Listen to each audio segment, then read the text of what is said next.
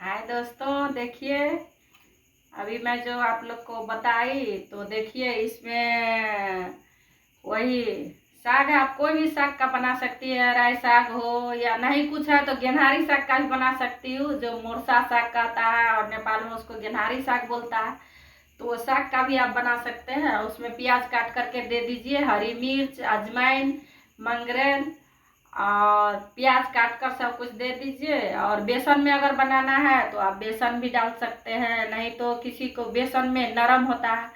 और चावल का जो ये चावल का हम पिसा करके आटा रखे हैं, और नहीं तो वैसे आप पिठार में पीस सकते हैं। चावल को भिजा दीजिए और भिगा करके उसको पीस दीजिए। और पीसते समय उसमें हल्दी भी लहसुन डाल दीजिए तो और टेस्टी होगा।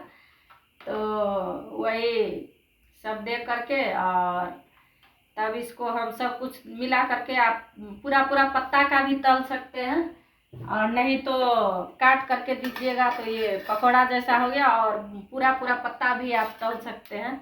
तो हम इसको अभी सब कुछ मिला करके काट दिए हैं और काट करके इसका ये बना रहे हैं पकौड़ा। देखिए पकौड़ा बना रहे हैं। आइए आप लोग खाने के लिए।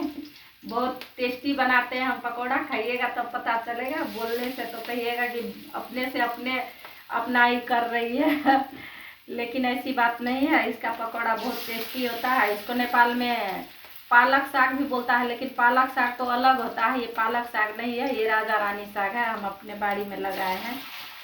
तो इसका पत्ता का बहुत ये होता है और इसका साग भी होता है। इसमें दाल डालकर भी दल सग्गा भी बना सकते हैं, नहीं तो वैसे भी साग खा सकते हैं। थोड़ा थोड़ा खट्टा जैसा होता है ये साग। और इसका पकौड़ा भी बना सकते हैं। पूरे पूरे पत्ता का भी पिठार में डुबा डुबा करके या बेसन में डुबा करके आप तल सकते हैं। तो पूरा कड़ा हो जाएगा, जुरुम जुरुम लगेगा खाने में, कुरुम कुरुम। तो वही अभी हम पकौड़ा बना रहे हैं और अगले में हम बोले आप लोग को कि बना रहे हैं।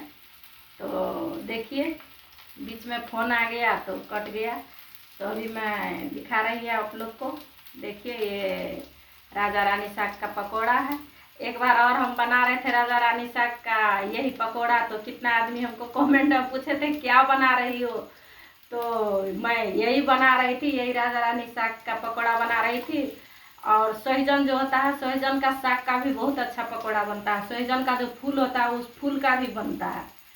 सोहिजन का फूल का पकौड़ा बनाइए, राई साग का पकौड़ा बनाइए, मोरसा साग का बनाइए, और ये जो राजा रानी साग होता है इसका भी बनाइए। पालक का बना सकते हैं पकौड़ा। जो चीज़ का बनाइएगा सब कुछ का, अगर नमक तेल या हल्दी कोई चीज़ में मिर्चा डालिएगा तो सब कुछ अच्छे होता है खाने में। एक ठो कहावत है, मेरी एक ठो फुआ थी जो अब वो नहीं रही इस दुनिया में। वो मेरी फुआ बोलती थी कि नमक तेल डालने से ना सब कुछ अच्छा लगता है। एक दिन मेरी फुआ क्या की, बोली कि लोग बोलता है कि घास पात खाती है साग को, जिसको नहीं पसंद रहता है। तो हम क्या किए, एक रोज मेरी फुआ बोली, वो क्या किए एक रोज तो घास को तोड़ करके लाई, उसको धो करके उसी को पिठार में या बेसन में मिला करके तल करके खा ली। वो घासे का तरुआ खा ली। बोली कि इतना टेस्टी लगा कि क्या बताओ। वो मेरी फुआ बोल रही थी। और मैं एक बार, मेरी दीदी रहती है लहान में, तो मैं दीदी के यहाँ गई थी। जो दीदी की मेरी बेटी है वो अभी जापान में पढ़ती है, मेरी दीदी की लड़की। तो वो बोली, उसकी कोई सहेली थी जो बोली कि ये जो अड़हुल का फूल होता है ना, वो अड़हुल का फूल का तरुआ बहुत अच्छा होता है। तो हम बोले अड़हुल का फूल का कहीं तरुआ हो, उसको कोई बताया, वो आ करके घर में तल करके अपना मम्मी को खिलाई तो बोल रही थी कि बहुत टेस्टी लगा। तो हम गए तो हमको बोलती है कि मौसी एक चीज़ का आप तरुआ खाइएगा। तो हम बोले कौन चीज़ का तरुआ, हम तो सब कुछ का तरुआ खाते हैं, क्योंकि हमको तरुआ पकौड़ा और ये बनाने में बहुत ही मन लगता है। इंटरेस्ट हमको बहुत रहता है ये सब चीज़ बनाने में, तरुआ भगरुआ सब बनाने में। तो बोली कि जो चीज़ का हम आपको खिलाएंगे और बताएंगे ना वो आपको मालूम ही नहीं होगा। तो हम बोले तब तो हमको देखना भी है और बनाना भी है, हमको भी सीखो कौन चीज़ का है। तब वो बोली कि अड़हुल फूल का पत्ता का भी पकौड़ा होता है और फूल का भी होता है। हम बोले ऐसा कहीं हुआ है, फूल का पत्ता कहीं लोग खाए। तो तगड़ फूल होता है जो उजला उजला सफ़ेद फूल होता है, उसका भी बनता है। तो उसका तो हम खाए हैं, उसका मालूम है, लेकिन अड़हुल फूल का हमको मालूम नहीं था। तो बोले कि हम आपको बना करके खिलाएंगे तब पता चलेगा। तो हम बोले ठीक है चलो खिलाओ, खाने से कुछ नहीं होगा। तो बोली कुछ नहीं होगा। और वो ऐसे पिठार पीसी, हम बोले ठीक है। तो बेसन में हम नहीं खाएंगे, हमको चावल का पिठार पीसो और उसमें हमको बना करके दो। तो वो बोली कि ठीक है। तभी वो पिठार पीसी, चावल को भिगाई और कुछ देर के बाद फूला भी नहीं था, उसको मिक्सर में पीस दी तो पिसा गया। और वही अड़हुल का फूल छोटा छोटा तोड़ करके लाई, वही आगे में फूल लगा हुआ था, उसको उठा करके लाई और उसको तर करके खाने दी। इतना अच्छा लगा, इतना स्वाद था क्या बताऊँ, कितना टेस्टी था वो तरुआ। तो हमको इतना अच्छा लगा, वहाँ से आए और यहाँ आके घर में हम सबको सुनाए और घर में भी हम तल करके सबको दिए। तब एक रोज मेरी वही फुआ आई और मेरी फुआ बोली कि सोहिजन का जो फूल होता है ना, उसका फूल का भी बहुत अच्छा होता है। एक रोज हम उसका फूल का भी बनाए। और फिर एक रोज मेरी फुआ आई, मेरी फुआ उसमें क्या बोलता पोस्ट ऑफिस में काम करती थी। तो उसका पोस्टिंग यही था भारदा में, और भारदा में मेरा मामा का घर है। तो मैं ज़्यादा मामा का ही घर में रहती थी। भारदा या कोसी बैरेज से आगे है, नेपाल में ही सप्तरी में है मेरा मामा का घर। मेन तो मेरे मामा का घर नरपतगंज है, लेकिन मेरी नानी यही मायके में ही रुक गई। मेरी नानी का मायके है भारदा सप्तरी, नेपाल में पड़ता है, जो कोसी बैरेज से आगे है। वहाँ कंकालनी मंदिर भी बहुत नामी है, जो आप लोग जानते होंगे। कंकालनी मंदिर जो है वहाँ पर पाड़ा का बलिदान दशहरा में कम से कम 800-900 पाड़ा का बलिदान चढ़ता है। अगर आप लोग नहीं गए होंगे, नहीं देखे होंगे तो जरूर जाइएगा भारदा का कंकालनी मंदिर। और वहाँ पर जा करके जो मांगिएगा वो मनोकामना पूरा होता है। हम भी एक बार, मेरी माँ कबूला की थी पाड़ा चढ़ाने के लिए, तो हम भी गए थे पाड़ा चढ़ाए वहाँ पर। तो वहीं पर मेरे माँ का मामा घर है। तो वही बोली कि पपीता का फूल का बहुत टेस्टी कचरी होता है। तो हम पपीता का भी फूल जो होता है, कितना पपीता फुला जाता है ना, तो वही फूल का बहुत फूल लतर लतर के जो फुला जाता है, वही पपीता का फूल का कचरी बनाए बेसन में दे करके, इतना टेस्टी लगा कि क्या बताओ।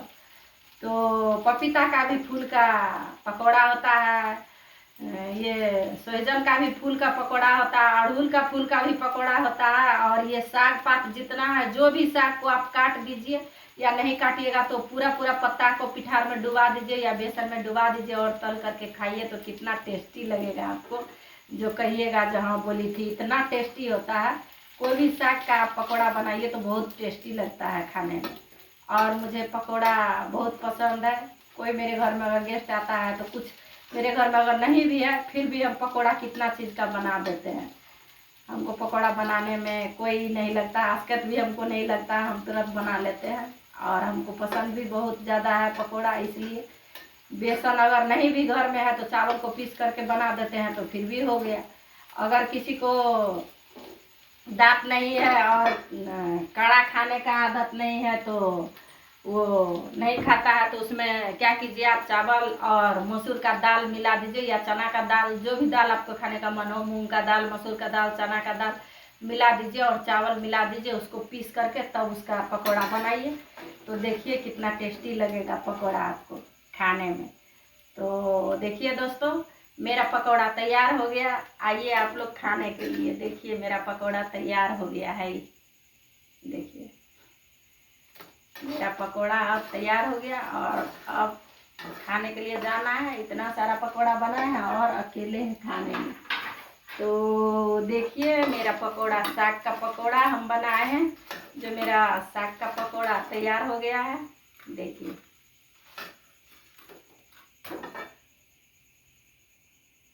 देखिए दोस्तों, मेरा साग का पकौड़ा तैयार हो गया है। देखिए खाइए, लीजिए, पहले आप लोग खाइए फिर हम खाएंगे। तो बाय बाय दोस्तों, गुड नाइट, फिर मिलेंगे कल।